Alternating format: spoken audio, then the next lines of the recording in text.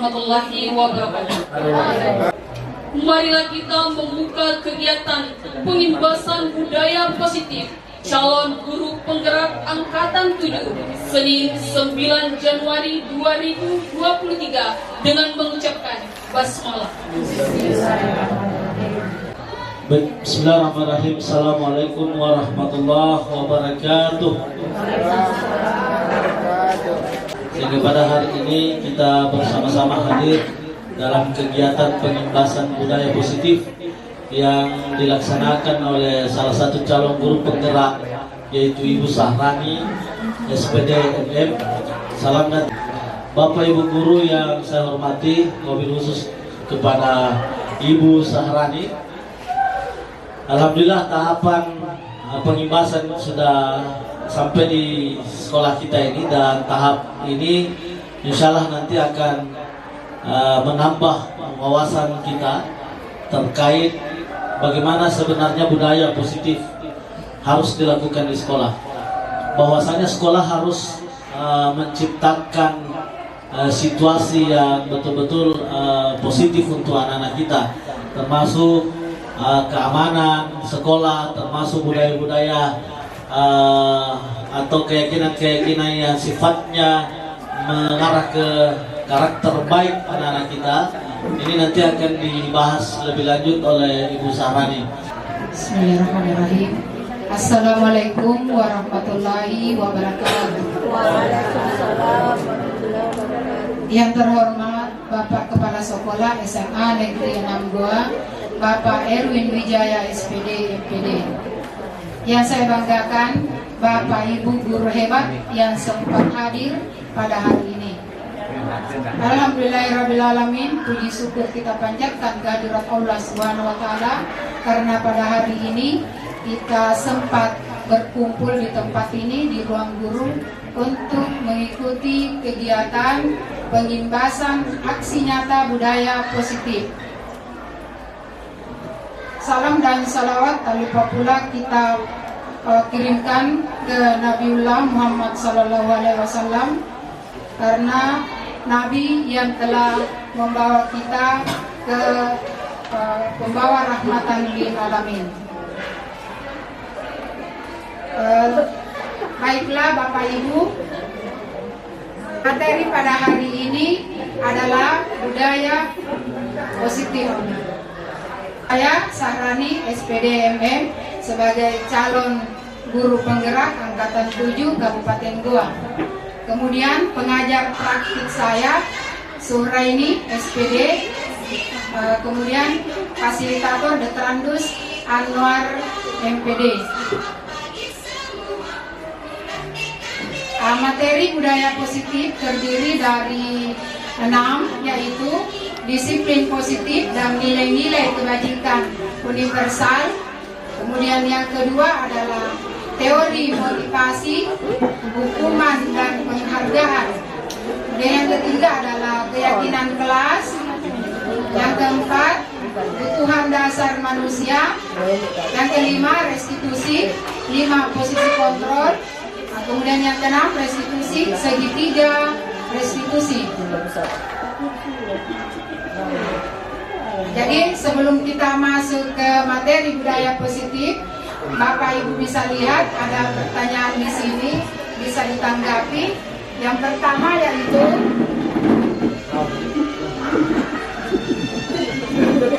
saya berdiri ya.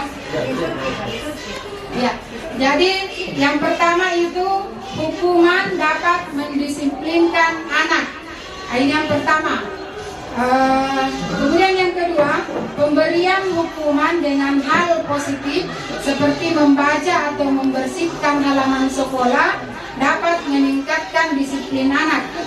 Yang ketiga, memberi penghargaan dapat meningkatkan motivasi belajar anak. Dari yang ketiga ini, apakah Bapak Ibu sepakat? Yang pertama, yang kedua, dengan yang ketiga. Disepakati? Yang pertama, ya.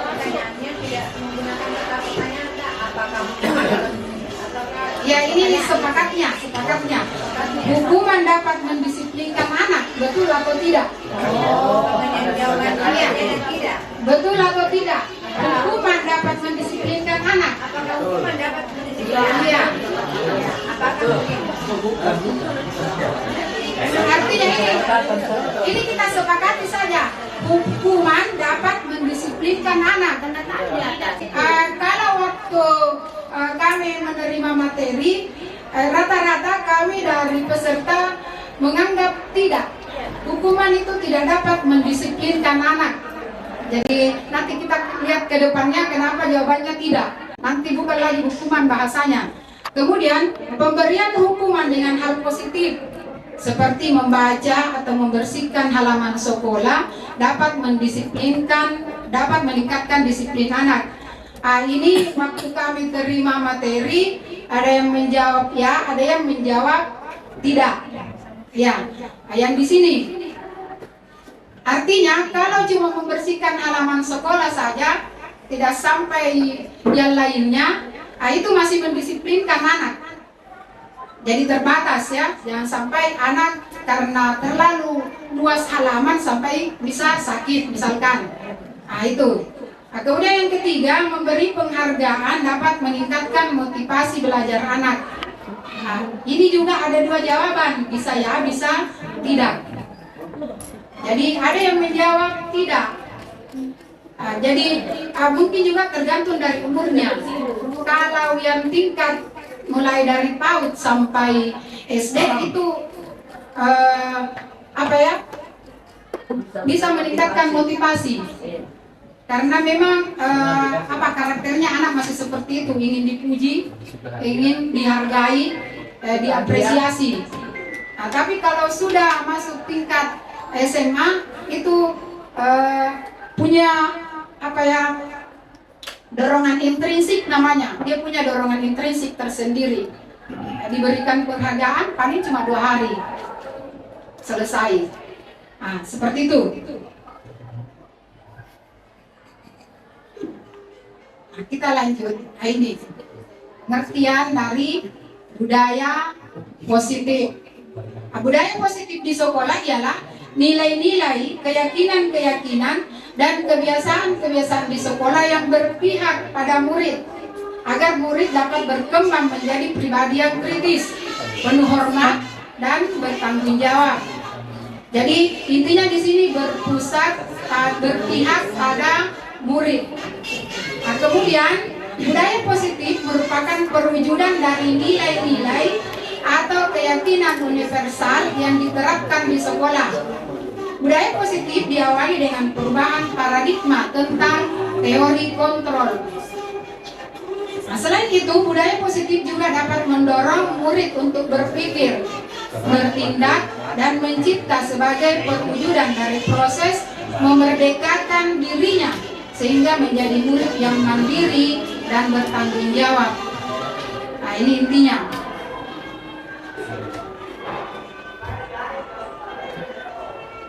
Lanjut, disiplin positif dan nilai-nilai kebajikan universal. Ini yang disebut dengan perubahan paradigma. Bisa kita bermain sebentar Bapak Ibu. Jadi dengan di sampingnya ada yang bertindak menuliskan apa kira-kira yang begitu berharga, kemudian dikepalkan, masukkan, digenggam, kemudian yang di sampingnya berusaha untuk membuka. Bisa? Jadi ambil secari kertas, baru kita tulis dengan pasangan Pak Heru mungkin dengan Dani. Jadi tuliskan apa yang begitu berharga. Jadi anggap itu yang kita tulis itu begitu berharga sampai orang lain yang di samping kita berusaha membuka, baik dengan merayu, mengancam, atau dengan berbagai bisa. Apa yang mau ditulis? Itu rahasia Pak ya. Sesuatu yang Iya Pak. sesuatu yang sangat berharga untuk Anda. Kemudian sampai Pak Agus, pegang Pak Agus, lihat di atas Pak. Kemudian letakkan di salah satu tangan Anda, ya, genggam benda tersebut dengan segala daya. Kemudian yang teman yang di samping berusaha dengan segala cara membujuk, apakah membujuk, mengancam ataupun menghardik, merayu, bisa juga menyuap, apa saja agar dapat membuka kepalan tangan Anda. Lanjut dulu semuanya. Ini saja sampai sini sudah. Sekarang bisa dilakukan. Bagaimana? Rayu Bapak Jali.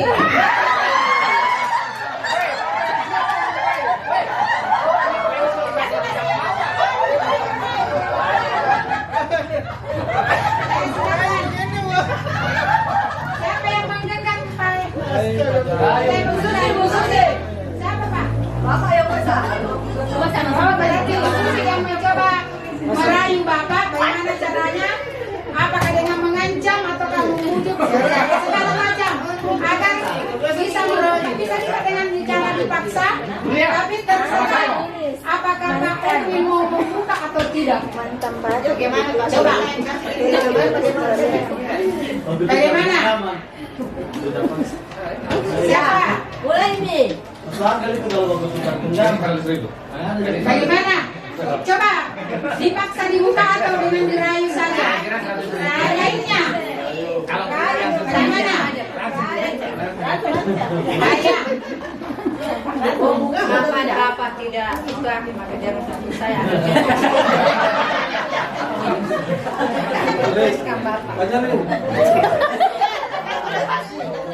Ya. Apa yang terjadi Bapak Ibu? Nggak bisa ditanggapi. Ya Pak. Bisa Pak. Bagaimana Mau Pak? dikasih kompres, tapi saya rasa mau dipaksa, mau dirayu-rayu saja. Iya. Jadi ini jadi sifatnya kalau semuanya kita dipaksa ini mungkin tidak apa ya, kita juga yang punya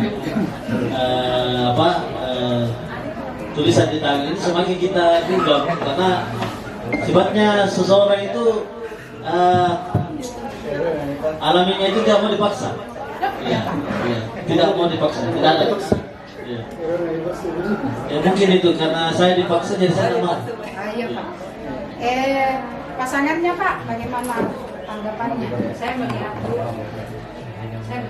kayaknya Bapak ini tidak bisa dirayu, mesti dipaksa.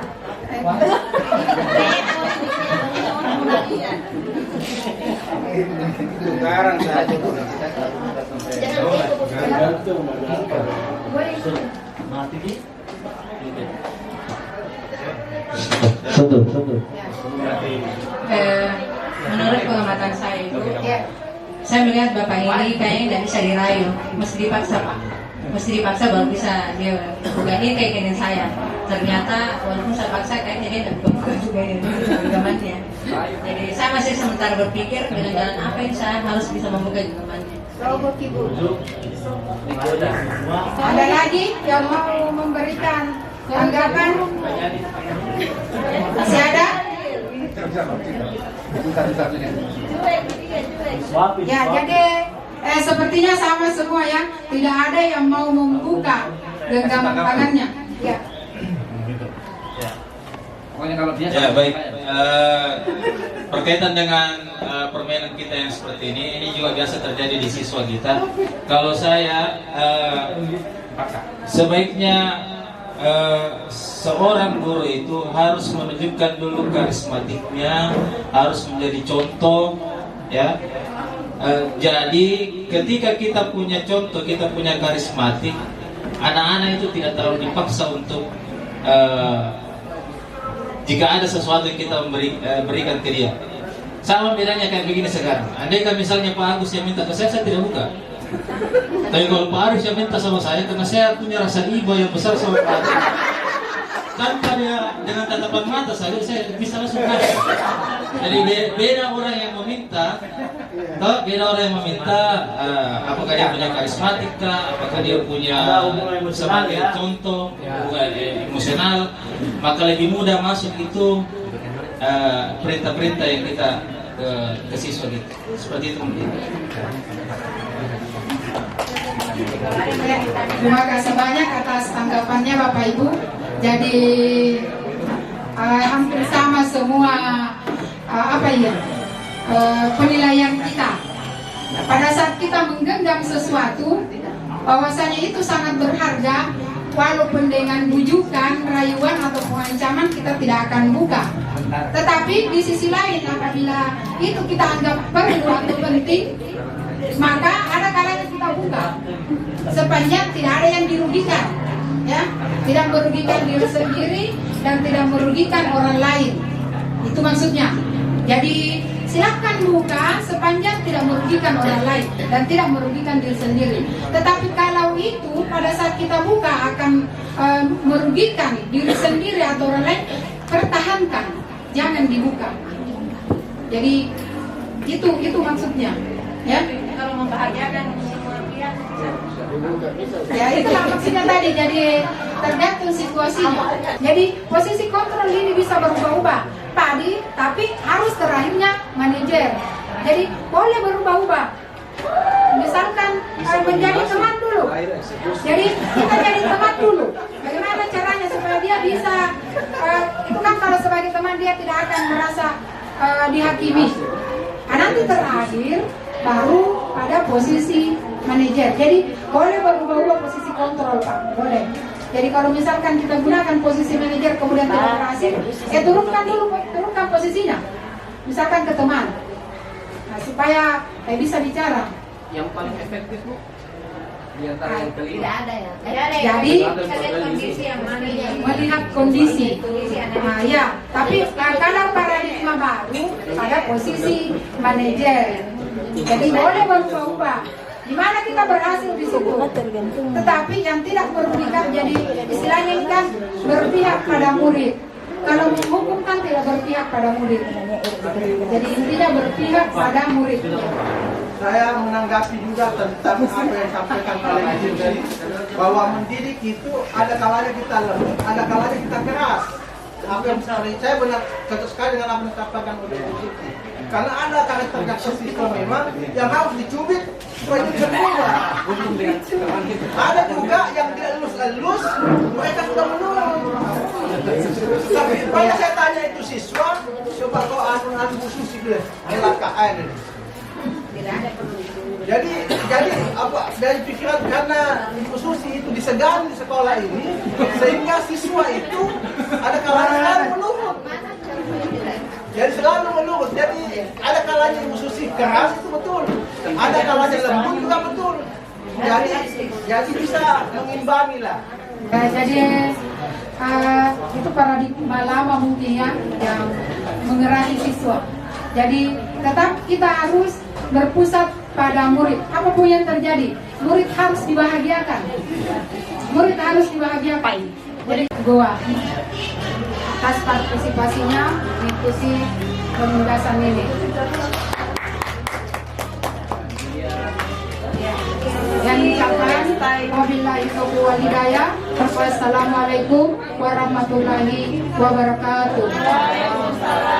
Jadi posisi kontrol ini bisa berubah-ubah, Padi, tapi harus terakhirnya manajer. Jadi boleh berubah-ubah. Misalkan menjadi teman dulu. Jadi kita jadi teman dulu. Bagaimana caranya supaya dia bisa itu kan kalau sebagai teman dia tidak akan merasa dihakimi. Nanti terakhir baru pada posisi manajer. Jadi boleh berubah-ubah posisi kontrol, Pak. Boleh. Jadi kalau misalkan kita gunakan posisi manajer kemudian tidak berhasil, turunkan posisinya. Misalkan ke teman. Nah, supaya bisa bicara. Yang paling efektif Bu di antara yang kelima. Tidak ada ya. Jadi Kita lihat kondisi yang mana yang melihat kondisi. ada. Nah, ya, tapi kalau paradigma baru pada posisi manajer. Jadi boleh berubah-ubah. Di Di mana kita berhasil di situ. Tetapi yang tidak merugikan, jadi istilahnya ini kan berpihak pada murid. Kalau menghukum kan tidak berpihak pada murid. Jadi intinya berpihak pada murid. Saya menanggapi juga tentang apa yang disampaikan oleh Ibu tadi, bahwa mendidik itu ada kalanya kita lembut, ada kalanya kita keras. Apa yang saya benar cocok sekali dengan apa yang disampaikan oleh Ibu Suti. Karena ada karakter itu memang yang harus dicubit supaya dia tidak berubah. Ada juga yang tidak lulus, mereka sudah menurun. Tapi kalau saya tanya itu siswa, coba kau anu Bu Susi dulu, LKN ini. Jadi apa dari pikiran karena Ibu Susi itu disegani di sekolah ini, sehingga siswa itu ada kalanya selalu menurut. Jadi selalu menurut. Jadi ada kalanya Ibu Susi keras itu betul, ada kalanya lembut juga betul. Jadi bisa mengimbangi lah. Ya, terima kasih Pak Arif. Jadi itu paradigma lama mungkin ya yang mengerasi siswa. Jadi tetap kita harus berpusat pada murid. Apapun yang terjadi, murid harus dibahagiakan. Wabillahi taufiq wal hidayah. Wassalamualaikum warahmatullahi wabarakatuh.